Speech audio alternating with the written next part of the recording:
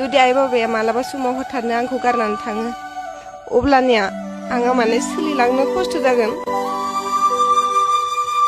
सोरबा बायदिया खुलुमलाङो, सोरबा बायदिया मुजुलाङो, बेफोरबायदिनो सोरबा बायदिया लासिं सिं खालामलाङो।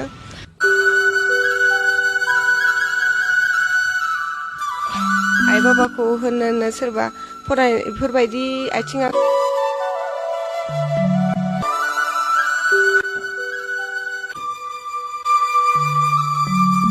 खुलुमबाय, आंनि मुङा सोमस्रि बर'। आङो हुब्राजुलि हालामनि सिङाव थानाय 7 नं सनाजुलि गामिनि। आंनि आफानि मुङा बिपुल बर', आइनि मुङा दिपाली बर'। आङो मासबाद हालामाव थाफैनाया दिनैसिम 2019 निफ्राय 2024 सिम थानाय जाबाय। गासै 6 इयार जाबाय।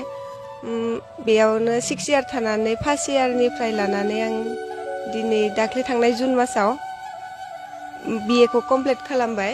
माने आइ आफा अननाय बायदि जोंनि हुब्राजुलिनि आइ आफाया आंखौ बेफोरबायदि अनफेराखैमोन।